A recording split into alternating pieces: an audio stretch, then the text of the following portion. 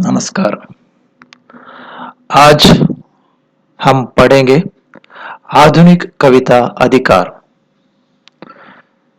जिसे लिखा है महादेवी वर्मा ने।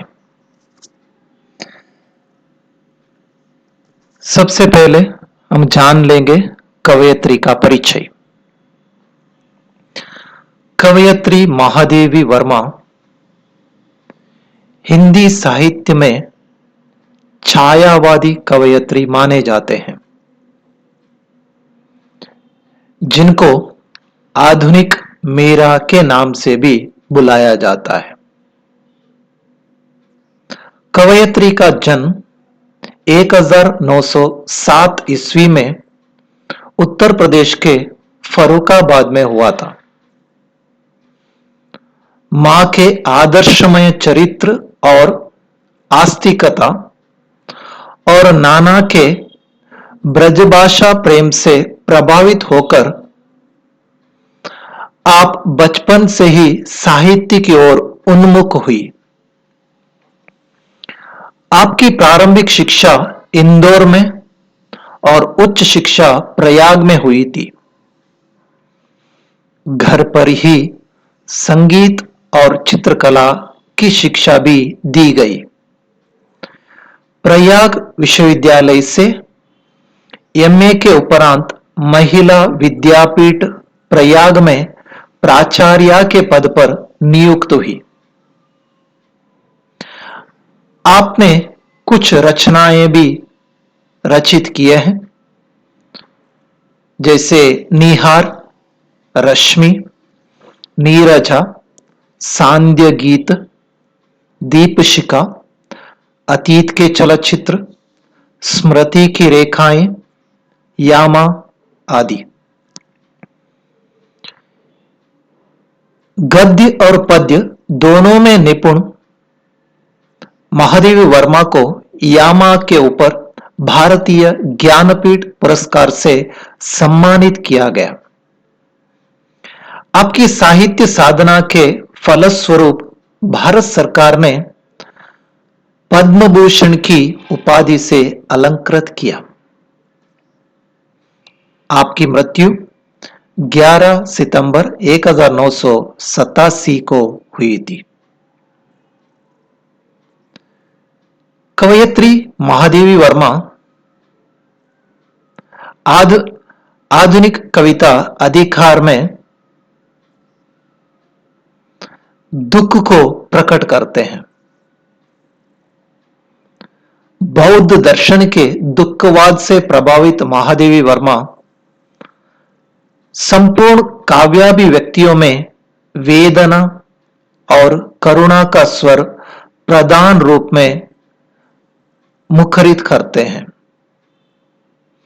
आपने वेदना का स्वागत करते हुए कहा है कि जिस लोक में अवसाद नहीं, वेदना नहीं, दर्द नहीं, ऐसे लोक को लेकर क्या होगा।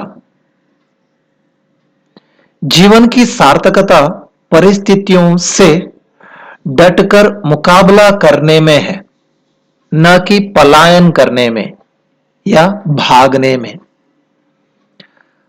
कवयित्री फूल, तारे, बादल, वसंत ऋतु आदि प्रकृति के अनेक बिंबों का प्रयोग करके जीवन के प्रति गहरी आस्था व्यक्त करती है।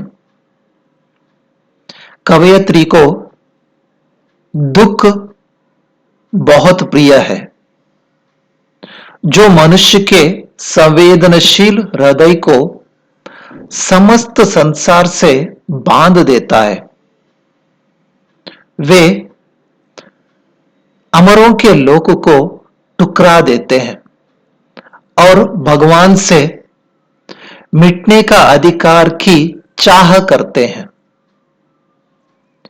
जीवन में वेदना की अनुभूति का महत्व और संघर्ष पथ पर निरंतर आगे बढ़ने का संदेश देने हेतु कवयित्री इस कविता को लिखते हैं। पहले हम देखेंगे पहली पंक्ति अधिकार कविता का। कवयित्री कहती है, वे मुस्काते फूल नहीं जिनको आता है मुरझाना, वे तारों के दीप नहीं जिनको बात आए बुझ जाना। कवयित्री इस पंक्ति में प्रकृति में मिलने वाले फूल और तारों के बारे में वर्णन करते हैं। कवयित्री कहती है, जिन फूलों को खिलकर मुस्कुराना आता है उन्हें समय आने पर मुरझाना भी चाहिए। जो तारे रात के समय आसमान में असंख्य दिखाई देते हैं और जलते रहते हैं, उनको कुछ समय के बाद बुझना भी जरूरी है। कवयित्री कहना चाहती है कि फूल यदि हमेशा मुस्कुराते हुए खिला हुआ रहेगा, उसकी सुंदरता या उसकी महत्वता नहीं बढ़ती है। जब उसका मुरझाने का समय आता है, जब उसका मिटने का समय आता है, तभी कवयित्री कहती है उसका महत्व रहता है। उसी प्रकार कवयित्री कहती है, तारे जब दीप से भरे रहते हैं, प्रकाशित होते रहते हैं, यदि पूरे दिन और रात वे जलते रहेंगे, प्रकाशित होते रहेंगे, उनका महत्व नहीं रहता है। इसलिए तारों को भी कुछ समय के बाद बुझना चाहिए और इससे तारों का महत्व बढ़ता है। फूल का मुरझाने से, दीप का बुझ जाने से मनुष्य इंतजार करता है फिर फूल का मुस्कुराने का और फिर तारों का प्रकाश देखने का। इसलिए कवयित्री कहती है, फूल को मुस्कुराते हुए बाद में मुरझाना चाहिए और तारों को प्रकाशित होते हुए कभी बुझना चाहिए। अब हम दूसरी पंक्ति देखेंगे। वे नीलम से मेघ नहीं जिनको है गुलजाने की चाह, वह अनंत ऋतुराज नहीं जिसने देखी जाने की राह। कवयित्री कहती है, आसमान में रहने वाले वे बादलों का कोई मोल नहीं यदि उनमें घुल जाने की इच्छा ना हो। बादल जब पिघलकर पानी बनकर बरसते हैं तो उसका महत्व बढ़ जाता है। उसी प्रकार साल में एक बार आने वाला वसंत ऋतु बहुत सुंदर प्रकृति का नजारा होता है, लेकिन यह वसंत ऋतु हमेशा के लिए रहेगा तो कोई उसका महत्व नहीं। इस पंक्ति में कवयित्री कहना चाहती है, मेघ यदि नीले आकाश में रहेंगे तो लोग उसको सिर्फ देखेंगे और छोड़ देंगे। उसको कभी पिघलकर बरसात के रूप में आना चाहिए। वसंत ऋतु भी बहुत महत्वपूर्ण ऋतु है जिसे लोग इंतजार करते रहते हैं। यदि वसंत ऋतु साल में पूरा भर रहेगा तो लोग उसकी इंतजार नहीं करते हैं। इसलिए कवयित्री कहती है, मेघ को बरसना चाहिए और अनंत रहने वाले वसंत ऋतु को कुछ समय के बाद जाना चाहिए। अब तीसरी पंक्ति देखेंगे। वे सोने से नयन नहीं जिनमें बनते आंसू मोती, वह प्राणों की सेज नहीं जिनमें बेसुध पीड़ा सोती। कवयित्री इस पंक्ति में कहती हैं, जिन आंखों में आंसू नहीं होता उनमें सूनापन रहता है। कभी आंखों से दुख के आंसू निकलते हैं तो ही खुशी का महत्व रहता है। उसी प्रकार मनुष्य के मृत्यु के बाद या उसकी पीड़ा की अनुभूति होने से जीवन की सार्थकता दिखाई पड़ती है।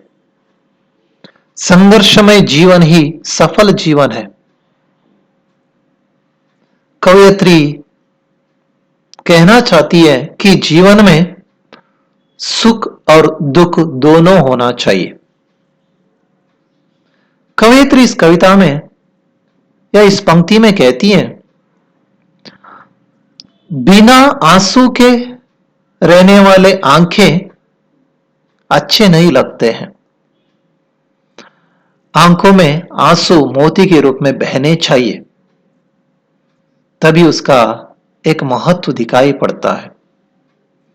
उसी प्रकार मनुष्य के जीवन में सिर्फ खुशी नहीं रहनी चाहिए, उसमें बेसुध पीड़ा अर्थात बहुत दर्द होना चाहिए। जब दर्द रहता है और जब दर्द मिट जाता है, मनुष्य को खुशी का एहसास होता है, मनुष्य को सुख का अनुभव होता है। कवयित्री यहां कहना चाहती है, हर मनुष्य को खुशी का एहसास तभी होगा जब उसमें दुख रहेगा। अब हम अगली पंक्ति देखेंगे। कवयित्री कहती है, ऐसा तेरा लोक वेदना नहीं, जिसमें अवसाद नहीं, जलना जाना नहीं, नहीं जिसने जाना मिटने का स्वाद। कवयित्री यहां पर कहती है या भगवान से प्रश्न करती है, भगवान ये तेरा कैसा लोक है जहां पर वेदना नहीं है, जहां पर दुख नहीं है, जहां पर दर्द नहीं है, जहां पर चिंता नहीं है। तुम्हारे लोक में न शोक की जलन है या न मिटने का एहसास है। जिसमें मिटने की अनुभूति नहीं है वह कैसा लोक है। कवयित्री कहती है, इस लोक में या इस दुनिया में दुख, दर्द, जलन रहना चाहिए। यहां मिटने का स्वाद रहना चाहिए। मनुष्य जो जन्म लेता है उसका मिटना भी जरूरी है, उसकी मृत्यु भी अवश्य होना चाहिए। यदि मनुष्य मृत्युंजय हो जाएगा, हमेशा के लिए रहेगा, जिसमें मौत का स्वाद नहीं रहेगा, मनुष्य में खुशी कभी नहीं दिखाई देगी। इसलिए कवयित्री कहना चाहती है, जीवन में दुख को अपनाना चाहिए, जीवन में मिटने का स्वाद रहना चाहिए, तभी जीवन सार्थक बनता है। अब अगली पंक्ति हम देखेंगे। कवयित्री कहती है, क्या अमरों का लोक मिलेगा? तेरी करुणा का उपहार रहने दो हे देव, अरे यह मेरा मिटने का अधिकार। कवयित्री इस पंक्ति में कहती है, हे भगवान, तुम्हारा लोक यदि अमरों का लोक है तो वो मुझे नहीं चाहिए। यदि तुम मुझ पर दया करुणा करके एक भेंट के रूप में अमरों का लोक दे दोगे, अमर का अर्थ होता है न मरने का, मृत्यु न रहने का लोक। कवयित्री कहती है, इस तरह का लोक मुझे नहीं चाहिए, मुझे ऐसा लोक चाहिए जिसमें मिटने का अधिकार हो। मैं अपने जीवन में दर्द सहन करना चाहती हूं, दुख का अनुभव करना चाहती हूं। कवयित्री खुशी नहीं चाहती है, वो सिर्फ दुख चाहती है। दुख से ही मनुष्य के जीवन में सुख का अर्थ आता है। कवयित्री यहां पर अमरों के लोक का कामना नहीं करती है, उन्हें मिटने का या मरने का लोक का अधिकार चाहिए। वो चाहती हैं जीवन में मिटना या मृत्यु होना चाहिए। इस प्रकार कवयित्री महादेवी वर्मा इस पूरे कविता में एक अधिकार चाहती है जिसमें उन्हें खुशी नहीं, जिसमें उनको सुख नहीं, जिसमें उनको चाहिए दुख, जिसमें उनको चाहिए मिटने का अधिकार। इस प्रकार कवयित्री दुख को अपनाकर सुख का अनुभव करना चाहती है और अपने जीवन को सार्थक बनाना चाहती है। इसलिए कवयित्री हर मनुष्य में चाहते हैं कि सभी दुख को अपनाए और सुख का अनुभव करें। धन्यवाद।